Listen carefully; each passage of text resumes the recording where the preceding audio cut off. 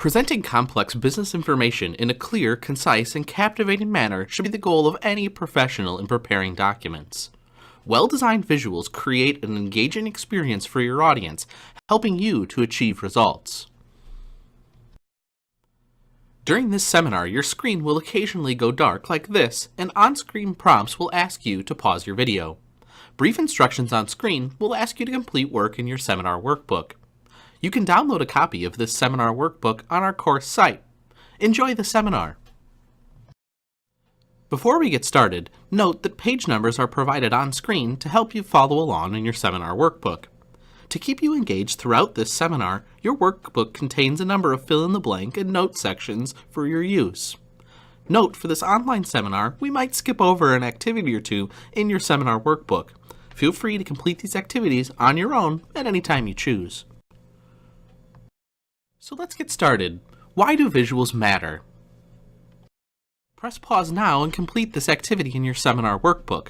When you're finished, press play to continue the seminar. Visuals matter because they help get things done in business.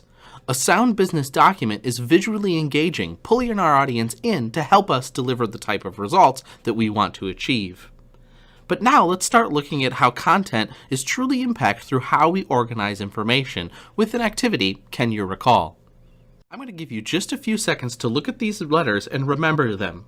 Write the letters on the screen in order when you remember them.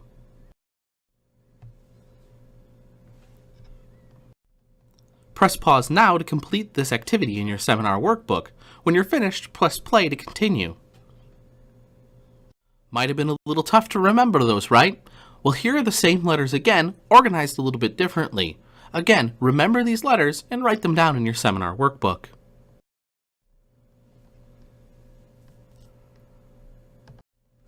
Press pause now to complete this activity in your seminar workbook. When you're finished, press play to continue the seminar. Pretty amazing, right? It was easier to do that activity the second time around, just with reorganizing or presenting the information in a little bit different way. What are some of the ways in which the organization of the same content in this last activity helped you to remember the letters? Here's how the organization of content helps the average reader. First, if we organize in threes, our audience is more naturally going to recall the information. It makes it more recognizable for our audience to engage with, understand, and take something away from how we've presented information. That organization in threes and in recognizable patterns is familiar to us, and that helps us to, again, remember and interact or engage with the content that we're providing. Order matters in Western society, so if we present information in a logical order, our audience can grasp that information a little bit easier. And it makes it more memorable. Our content will stick in the brains of our audience. Finally, the information is identifiable. If you recall the organization of those letters, you know what those letters mean. The groups of three each meant something, the IRS, JFK, and so on. Because you see, good design organizes content to make it easy for the reader to remember and act on, to do what we want them to do with the information that we're presenting. It's very strategic. This is why it's so important for us to help navigate content for our readers, to understand who our audience is, and then make good design decisions to act on how we create visuals and deliver information to them. Good design will help your audience navigate content. And it will help your audience easily find information that's important to them. Therefore, design and great visuals helps encourage a reader's perspective. That is, rather than taking the writer's or the designer's perspective, our perspective in authoring the document, we take the perspective of the reader, the audience who's going to be using and hopefully acting in a way that we want them to after reviewing or using our document. That makes it easy for the reader to find key points, because we're being reader-centered. We're being centered on the needs of our audience to deliver the results that we want to accomplish. And this all isn't just about what I think about good document design and visuals in business documents. Science supports good design. 40% of people will respond better to visual information than to plain text. So you can see with just this one statistic that creating great visuals in business is necessary to capture almost a majority of our audience. 90% of information transmitted to the brain is visual. That's right, 90%, nearly all of the information that a brain actually understands or thinks about is visual rather than in written form. And there's good reason for this. Visuals are processed 60,000 times faster in the brain than text. That's right, it's almost unimaginable how much quicker the brain processes visuals than it does written content. And finally, 93% of the most engaging posts on Facebook include images. Well, why would I reference Facebook here? It's simple. Social media has taken over the way that we communicate in many aspects of our life, and 93% of the most engaging posts in that environment include images. This shows us, undoubtedly, that visuals matter in our business documents. So now let's explore this critical role of visuals. Visuals are important to business documents because of a number of reasons. Let's outline 6 of those reasons in detail. First, visuals arouse immediate interest in our audience.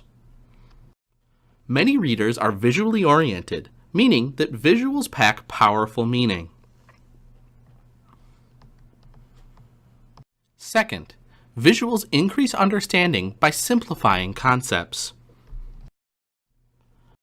A visual will show ideas, while words only tell those ideas. So how does that work, you ask? Well, you see, visuals can simplify densely packed statistical data. Think about that information that you've wanted to communicate on your latest financial report. Densely packed data looks better using certain visual tools. And that makes a complicated set of numbers easier to understand, because it shows trends, comparisons, and contrasts through the use of a strong visual. So the third reason that visuals are important in business documents. Visuals are important for non-native English and multicultural audiences. Because you see, visuals speak a universal language that is easily understood. Because fewer ambiguities, visuals reduce ambiguities and misunderstanding. Number 4, visuals emphasize relationships. Through various forms of visuals, you can quickly show similarities and differences among any type of data you're looking to identify. Relationships are best explained in visuals. Number 5, visuals condense information into a small space. Remember, a picture is worth 1,000 words. Financial data is a great example, like we've talked about before. Large quantities can be reduced to a compact visual. You see, visuals streamline data in far less space than that data would require in a table or some other printed context formula. Number 6, and finally, visuals are highly persuasive. Placed near an important content, visuals can highly influence a reader. It's all about how our audience responds to that information. After all, readers are far more likely to remember a visual over text. I know some of you are probably thinking, well, how do I create these visuals, or where do I get them? Well, there's some good news. You can easily create visuals using desktop software. In fact, this document, your seminar workbook, and all of the related visuals were created solely in Microsoft Office. There are 2 categories of visuals that we're going to take a look at in this seminar. That's right, visuals can be divided into 2 simple categories. First, tables, and second, figures. Let's take a look at each, tables and figures, in a little bit more detail. First, tables. Tables contain the following elements: a title, parallel columns of data, rows of information, and cells that show changes in our data. When you're creating a table, do a few things. First, make sure you have a concise and descriptive title.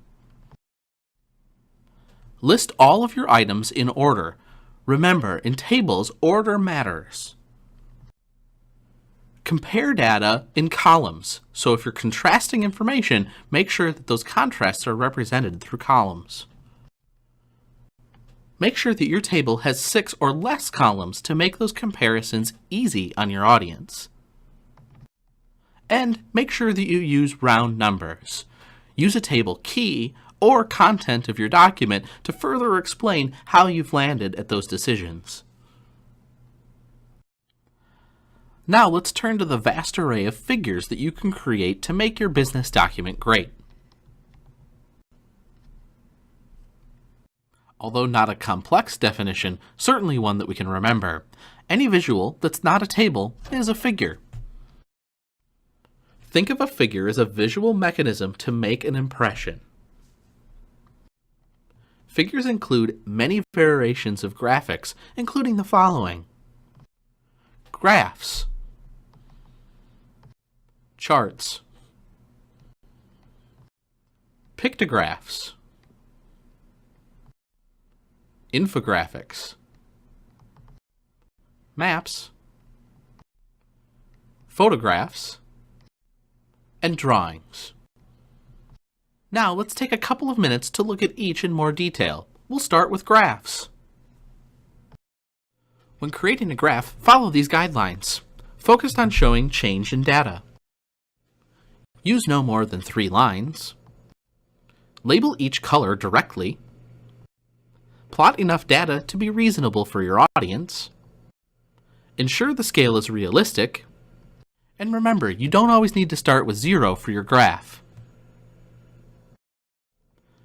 Now let's take a look at the world of charts. When creating a great chart, present an overall picture of your data. Verify and clarify that data. Remove guesswork for your audience through the use of a great chart. And remember, shapes have meaning, so choose them wisely. Now let's take a look at pictographs. Here are some guidelines for creating a pictograph. First, choose easily identifiable symbols for your pictograph. Then indicate quantities that are represented by those symbols. Always increase the number of symbols, not the size. And finally, avoid crowding of those pictograph symbols. Now let's talk about what I admit is my favorite visual, the infographic. Here are a few guidelines for creating a great infographic. First, don't go it alone. Use a resource online like Pictochart.com or Infogram. Keep the content simple and focused. Avoid details in your infographic. Remember, you're showing things visually, so always keep an eye out for design.